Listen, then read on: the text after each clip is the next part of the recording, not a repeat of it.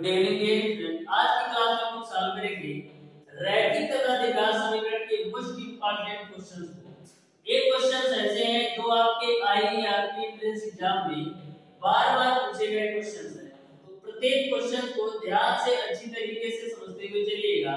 मैं आपको प्रत्येक क्वेश्चन का सॉल्यूशन इस तरीके से कराने वाला हूं कि रैखिक तथा द्विघात समीकरण से कोई भी क्वेश्चन आपके एग्जाम में पूछ लिया जाए तो मैक्सिमम आप 10 सेकंड के अंदर सॉल्व कर सकते हैं।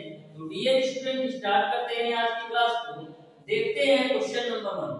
तो क्वेश्चन नंबर 1 आपका इस प्रकार से है, एक त्रिघाती बहुपदी जिसके शून्यों का योग 1/4 और गुणनफल -1 है, तो आपको समीकरण ज्ञात करना है। तो ध्यान से क्वेश्चन को समझिएगा।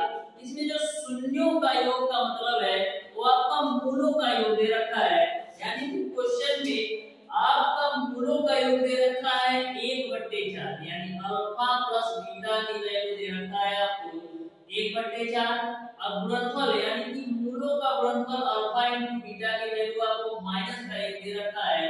तो आपको समीकरण ज्ञात करना है। आपको पता है डियर स्टूडेंट कि यदि आपको मूल पता हो तो द्विघात समीकरण ज्ञात करने का जो फार्मूला होता है वो आपका होता है x² माइनस का मूलों का योगफल इनटू x प्लस का होता है मूलों का गुणनफल बराबर 0। तो यहाँ पर आपका x² मूलों का योग आपको दे रखा है 1/4, तो 1/4 रख दीजिए इनटू x।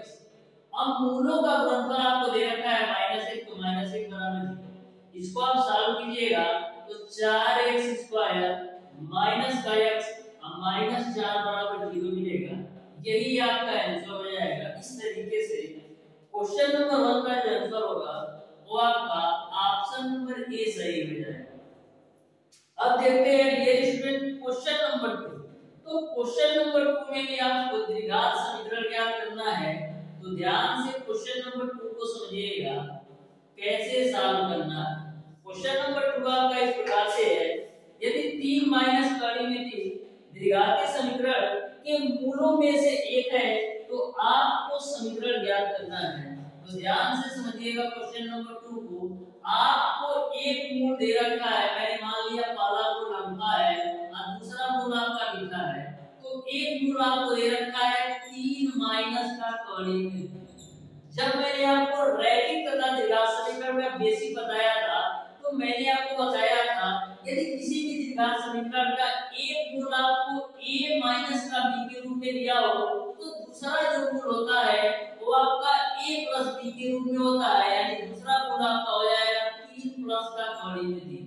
अब आपको दोनों मूल पता चल गए तो आप द्विघात समीकरण निकाल सकते हैं। आपको फार्मूला पता है, जब मूल पता हो तो द्विघात समीकरण का फार्मूला होता है x² माइनस मूलों का योग इनटू x प्लस का मूलों का गुणनफल बराबर 0।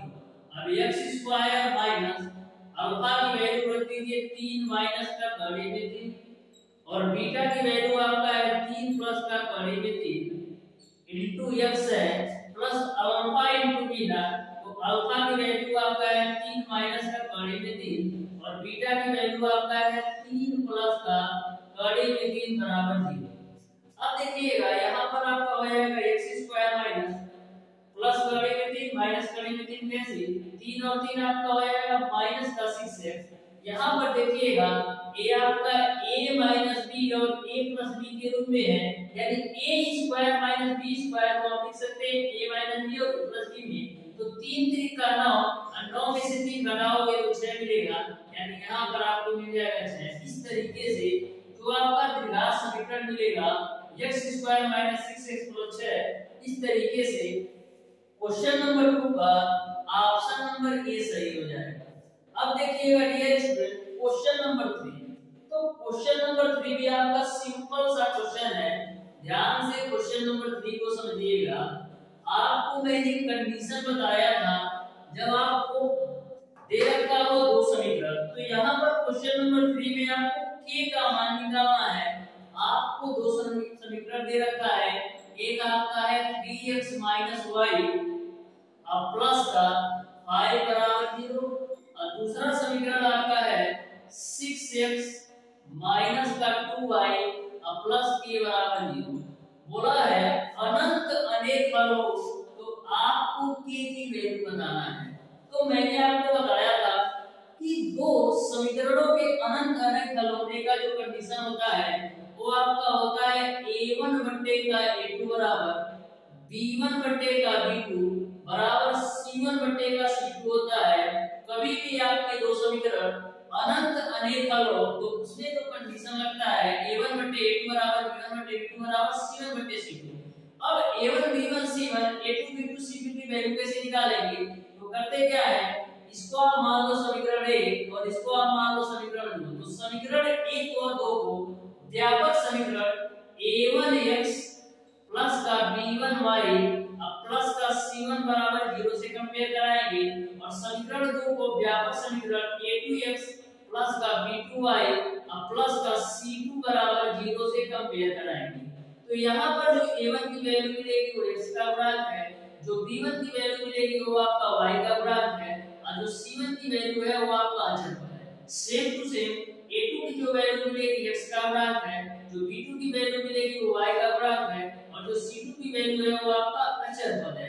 तो सारी वैल्यू रख दो तो a1 का मान आपका है 3, a2 का मान आपका है 6 बराबर b1 का मान आपका है -1 और b2 का मान आपका है -2 बराबर c1 का मान आपका है 5 और c2 का मान आपका है। यहाँ से माइनस माइनस से कैंसिल कर दो। अब देखिएगा तीनों वैल्यू आपस में एक दूसरे के बराबर है, हमको चाहिए k की वैल्यू। तो करते क्या है, इन दोनों को कंपेयर कर देते हैं, यानी 1/2 बराबर 5/k। यहाँ से k की वैल्यू निकालोगे तो 10 मिल जाएगा, यही आपका आंसर हो जाएगा। इस तरीके से क्वेश्चन नंबर 3 का ऑप्शन नंबर बी सही हो जाएगा। तो बिल्कुल सिंपल सा क्वेश्चन था। अब देखते हैं डियर स्टूडेंट क्वेश्चन नंबर 4। तो क्वेश्चन नंबर 4 ये आपका सिंपल सा क्वेश्चन है, ध्यान से समझिएगा। क्वेश्चन नंबर 4 को आपको कैसे सॉल्व करना है। क्वेश्चन नंबर 4 में आपको x की वैल्यू दे रखा है आपको x की वैल्यू दे रखा है √5 प्लस का a डिवाइडेड बाय √5 माइनस का a। ये आपको x की वैल्यू दे रखा है। आपको बताना है कि x स्क्वायर माइनस x और -1 की वैल्यू किसके बराबर है, यह आपको बताना है। तो ध्यान से इस क्वेश्चन को समझिएगा। सबसे पहले डियर स्टूडेंट इस वाली वैल्यू को सॉल्व करते हैं। तो x बराबर यहाँ पर देखिएगा नीचे में आपका कड़ी में 5 माइनस 1 है, ऊपर में आपका कड़ी में 5 प्लस 1 है। तो सबसे पहले इसका परिमेयकरण कर देते हैं। तो परिमेयकरण करने के लिए क्या करते हैं, ये आपका √5 माइनस 1 है ना, तो √5 प्लस 1 से गुणा और भाग कर दो। तो √5 प्लस 1 से गुणा मैंने कर दिया और √5 प्लस 1 से मैंने भाग भी कर दिया। अब देखिएगा ऊपर √5 प्लस 1 √5 प्लस 1 यानी कि √5 प्लस 1 का स्क्वायर मिलेगा। ऊपर में आपको √5 प्लस 1 का स्क्वायर मिलेगा। नीचे आपका एक ब्रैकेट में a माइनस b के रूप में है और एक ब्रैकेट में आपका a प्लस b के रूप में, यानी a square minus b square के रूप में लिख सकते हैं। तो a आपका हो जाएगा कड़ी में 5 का स्क्वायर माइनस 1 का स्क्वायर और पूरे के ऊपर आपका कड़ी है। अब देखिएगा ऊपर से तो आपको मिलेगा कड़ी में 5 धन 1, नीचे क्या मिलेगा, कड़ी में 5 का स्क्वायर करेंगे तो 5 मिलेगा और 1 का स्क्वायर करेंगे तो 5 में से 1 घटाएंगे 4। अब कड़ी में 4 की वैल्यू आपको मिल जाएगी 2, यानी x का मान आपने निकाल दिया, x का मान आपने निकाल दिया कड़ी में 5 धन 1/2। अब सारी वैल्यू यहां पर रख दो। तो x की वैल्यू रखो कड़ी में 5 धन 1/2 का स्क्वायर माइनस x की वैल्यू रखो कड़ी में 5 धन 1 डिवाइडेड बाय 2 माइनस का 1। इसी को आपको सॉल्व करना है, बराबर 0 कर देते हैं। अब देखिएगा a आपका a प्लस b का होल स्क्वायर रख लेगा, a स्क्वायर यानी कड़ी 5 का स्क्वायर 5 प्लस b स्क्वायर यानी 1 का स्क्वायर 1 प्लस का आपका मिलेगा 2 कड़ी के अंदर 5 और नीचे में आपका 2 का स्क्वायर करोगे तो 4 मिलेगा। उसके बाद से यहाँ पर आप माइनस से गुणा कर दो तो मिलेगा आपको माइनस का कड़ी के अंदर 5 और माइनस का 1 बट्टे का 2 और माइनस 1 बराबर 0। अब करना क्या है, आपको एलसीएम लेके सॉल्व करना है। तो एलसीएम आपको मिलेगा 4, ये आपका मिलेगा 6 प्लस प्लस का 2 कड़ी के अंदर 5 और यहाँ पर आपका 2 से मल्टीप्लाई होगा तो माइनस का 2 कड़ी के अंदर 5 और माइनस का 2 और यहाँ पर आपको मिलेगा माइनस का 4 और बराबर 0। यहाँ पर आप देख रहे हैं कि प्लस का 2 कड़ी में 5 माइनस का 2 कड़ी में 5 कैंसिल, माइनस 2 माइनस 4 माइनस 6 से प्लस 6 कैंसिल, यानी फाइनली आपको मिल जाएगा 0। इस तरीके से क्वेश्चन नंबर 4 का जो आंसर होगा वो आपका ऑप्शन नंबर ए सही हो जाएगा। अब देखते हैं डियर स्टूडेंट्स क्वेश्चन नंबर 5। तो क्वेश्चन नंबर 5 भी आपका सिंपल सा क्वेश्चन है।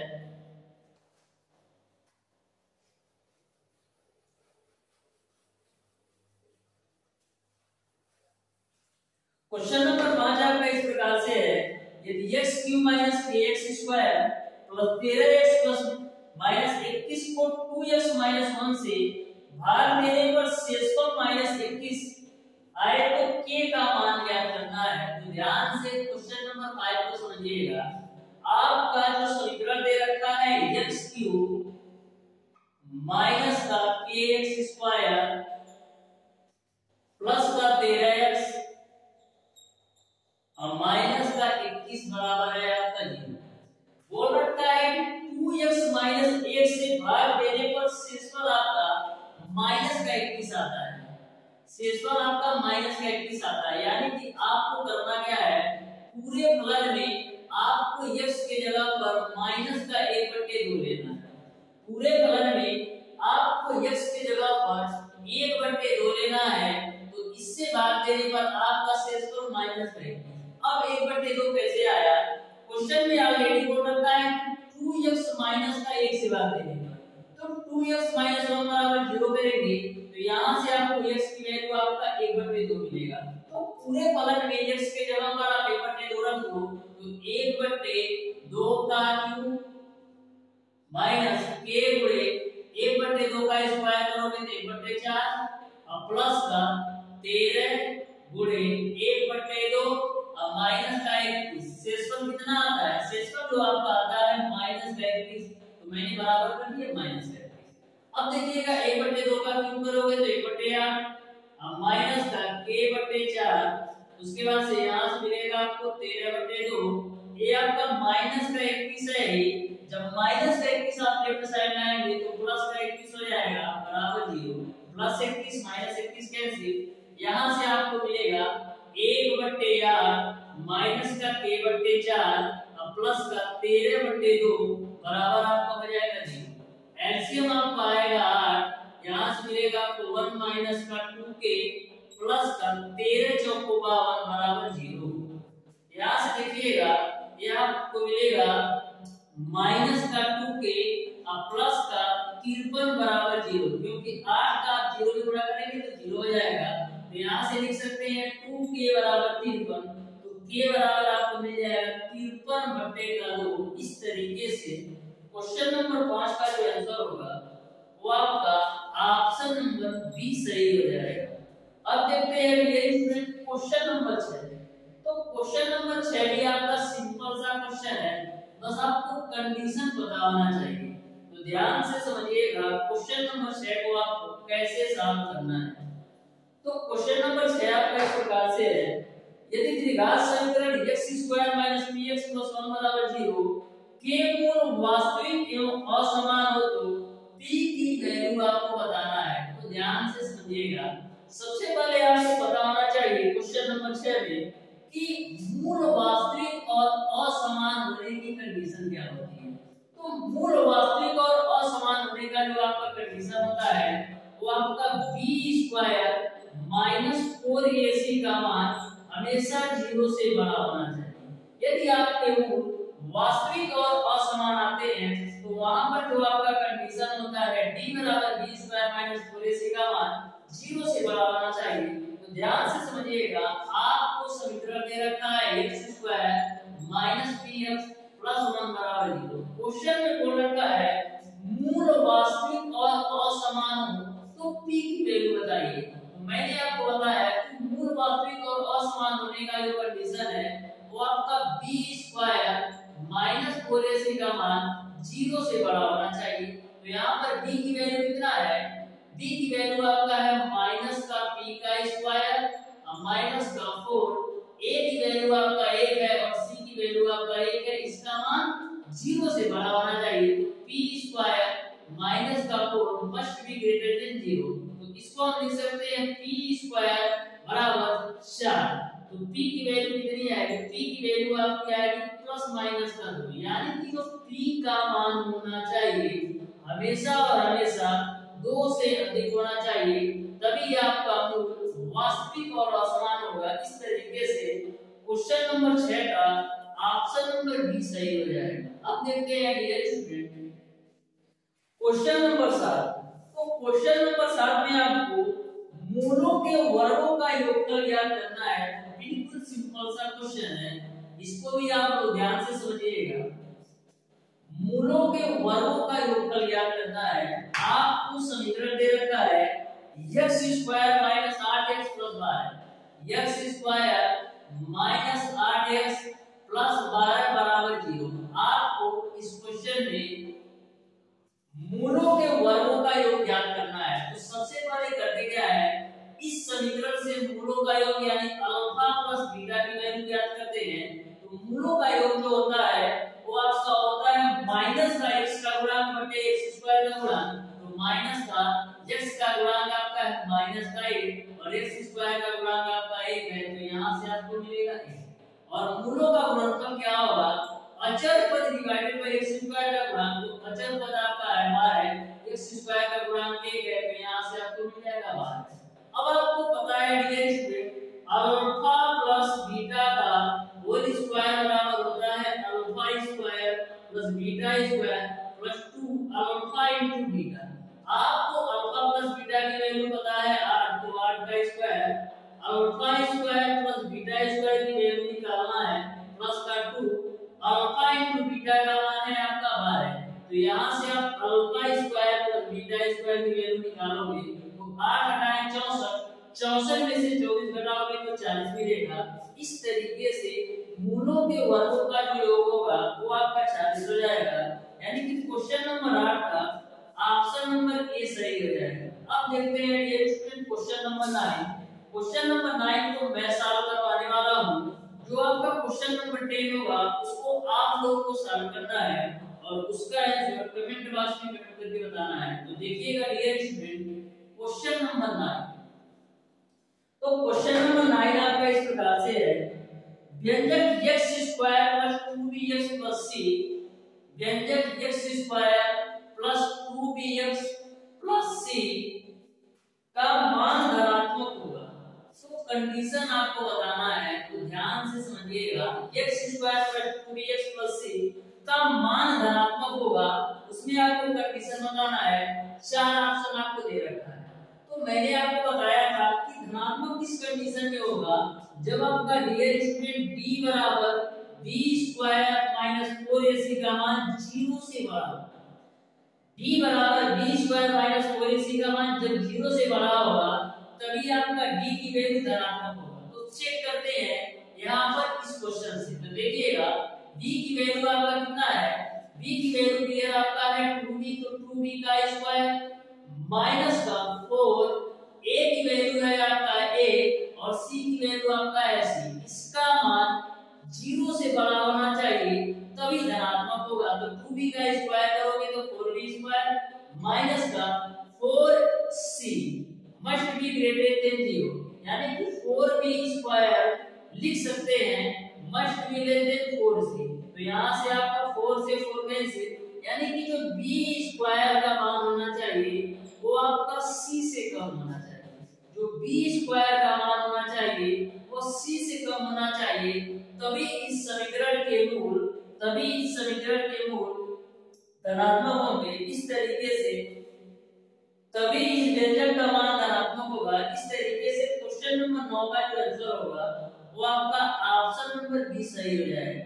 तो कंडीशन को आप ध्यान में रखिएगा कि मूल धनात्मक होने की कंडीशन क्या है और 0 होने की कंडीशन क्या लगता है। और यदि आपका b स्क्वायर माइनस 4ac का मान 0 से कम हो तो वहां पर कंडीशन क्या लगता है। सारे कंडीशन मैंने ऑलरेडी बता रखा है। यदि वो वीडियो जो आपने अभी तक नहीं देखा है तो जरूर देखिएगा, वहां से आपको सारी चीजें क्लियर हो जाएगी। इस तरीके से प्यारे दोस्तों एक तरह देखा समीकरण के मोस्ट इंपॉर्टेंट क्वेश्चन को, क्वेश्चन नंबर 10 को आप लोग सॉल्व कीजिएगा और उसका आंसर कमेंट बॉक्स में बताइएगा। तो प्यारे दोस्तों, आज की क्लास आपको कैसी लगी? यदि वीडियो पसंद आया तो वीडियो को लाइक और चैनल को सब्सक्राइब जरूर कीजिए।